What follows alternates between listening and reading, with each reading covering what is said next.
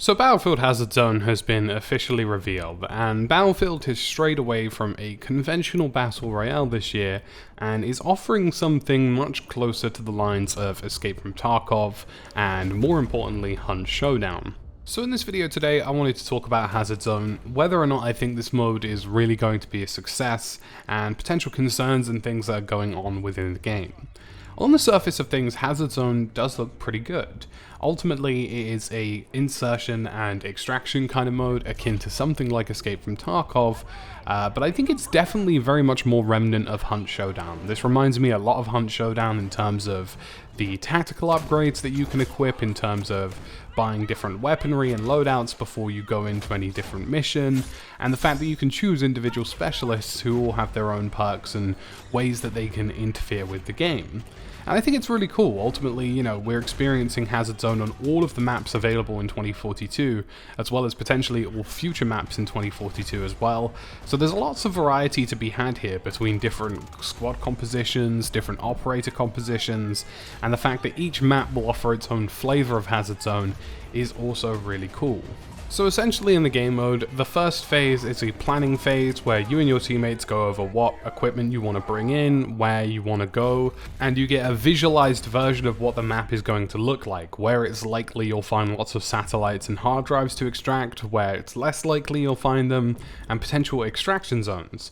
So you then buy with dark matter credits all of the things that you want, so the tactical upgrades, the weapons you want to bring in, and if you die in the extraction or you don't make it out of the actual zone, you lose everything. So you lose everything you brought in, including your tactical upgrades. And this is a 32-player mode across 8 different squads if you're on the new generation of consoles, and if you're on the previous generation of consoles, I think it's in and around 24 at the minute. But this is definitely an emphasis here on not necessarily this game being a larger TDM or a battle royale where kills are an emphasis. This is a game mode where they think that they want the environment to be the primary threat, and fighting with squads and other teams is sort of a secondary threat. The main threat is actually getting the drives themselves and taking it off of the AI. And this is where things get a little complex, and where things, I think, for Hazard Zone get a little bit complicated. Not only just with the AI, but what happens when you actually do extract, when you finally won the game, what is everything worth? So the primary emphasis here is on the artificial intelligence in the game, and every single satellite drop will be guarded by AI in the game, and that could be AI who have vehicles, that could be AI who are just infantry, who knows, there could even be AI that has a tank or something of that demeanor. It's absolutely possible for that to be the case in Hazard Zone, and they are supposedly a primary threat in the game. Now, the AI we experienced in the Battlefield beta was probably not the full extent of what the AI is going to look like in this game. Battlefront 2, for example, had very intense AI that could be very good at the game. And also, we know from Battlefield Portal that there are varying degrees of difficulty available to the AI. So these AI could be like extremely good AI that have good accuracy, know how to get into cover well, and will fight you off pretty well in Hazard Zone. So it's possible that this could be a challenge, and this is something, you know, that will probably make or break Hazard Zone. Because if the focus and emphasis isn't on the battles between teams, then the focus and emphasis is on the actual extraction of the drive itself. And one of the reasons this works so well in Hunt Showdown is because Hunt Showdown is riddled with environmental threats. There are lots of different monsters lying around, and there are major bosses on the main extractions that you need to try and pull out of the game, and because of that, it's an intense experience. And obviously when you try to extract equipment in a game like Hunt Showdown and you have to fight all these monsters and all these bosses, you're creating a lot of noise, and everybody else in the game pretty much knows that something's going down. They can third party, they can try and get involved, but there are environmental threats to them as well, and it becomes this big sort of cat and mouse chase of who can extract what. And if the AI is good enough in 2042, the exact same thing can exist, and it can be a really interesting and really fun gameplay loop. But if the AI isn't good enough, which obviously in the beta they weren't very good in any kind of scenario, then it kind of will run flat, and people will just focus on fighting each other because they don't see an external threat. So we're going to have to wait and see how this pans out. It's something that's definitely an area of concern.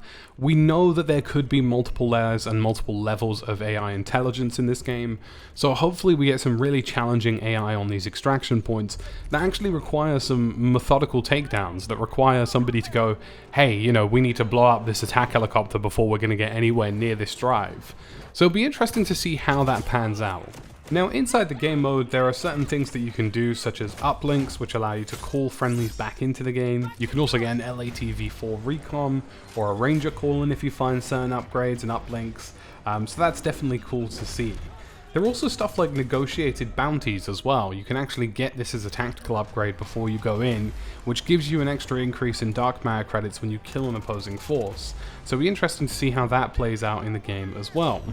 I'm hoping we see a couple other in-world events, whether it's, you know, just something that flares up the game or introduces something interesting to it and makes things a little bit more interesting from each run. But the fact that we have 7 different maps means that every single run is going to feel quite dramatically different. And I think that's something that a lot of other games don't really achieve. Things can feel very samey, even if you're doing the same map and the same run and the same weapons. But that's something that Battlefield is trying to avoid here. And lots of people will tell you who play Escape from Tarkov or Hunt Showdown that they can play the same map over and over again, but it's about the intensity of the experience within that map that makes it so replayable. So the fact that there are so many extra maps is already an added bonus. Now, the last issue with this mode and Hazard Zone, generally speaking, is what does the end game look like? Now, we know at the moment that you can effectively get lots of dark matter credits and you have to, you know, try and go in and secure as much as you can and, you know, get as much equipment as humanly possible. But what is the end game? You know, do you just hoard lots of equipment like you do in EFT? Is that something that's just the status quo and then every season they're going to wipe what equipment you have and you start over? Is there going to be something I can achieve? Will there be specific missions? Will there be something that the dark matter credits entitle me to? Now, we know, of course, that if you're playing Hazard Zone, you absolutely level up your character. Maybe, for example, we'll see winners of Hazard Zone or people who successfully extract get XP bonuses, so they level up faster and unlock things, and of course, if they have the battle pass, then they'll unlock things even quicker on that front. These are a lot of the questions that we have to see from Hazard Zone, and thus far hasn't really been explained. The idea of progressing and unlocking these dark matter credits and going in and extracting is a fun core gameplay loop if the AI is up to it, but what you get afterwards, I guess, is yet to be kind of described or explained to us. It'd be really great that if you reach a certain amount of drives or dark matter credits, you could buy a skin from the in-game store or something of that variety. Now, I know lots of people play Hunt Showdown and Escape from Tarkov where, you know, the end game is a little obscure in those games as well, especially in EFT where it's just like, great, I've got lots of gear now. Now what? You know, those are the kinds of things that I guess Battlefield is also going to be in the same boat with, but it would be nice to see if they could flesh it out just that little bit more, you know? Maybe certain dark matter credits entitle you to exclusive skins that you can only get in Hazard Zone, or exclusive content that's only unlockable with dark matter credits, which of course you can't buy with real game currency or in-game currency or real life currency. These DMCs are entirely exclusive to this mode, and having exclusive unlocks tied to that could be a really cool way of incentivizing people to try out the mode. There's absolutely nothing specified on whether or not this is going to be a sort of free-to-play mode. It doesn't look like it's going to go that way, and I do hope we see some kind of free-to-play element to 2042. We haven't so far, and it's been kind of disappointing. So we'll have to wait and see if 2042 offers us more free-to-play elements in the future. Overall, though, I think it could be very positive. I think it could offer intense experiences that people are looking for, and I'm interested to see how it pans out. As always, folks, thank you for watching this video. Leave a like, leave a sub. We're on the road to 100,000 subscribers here, and I'll catch you again in the next one.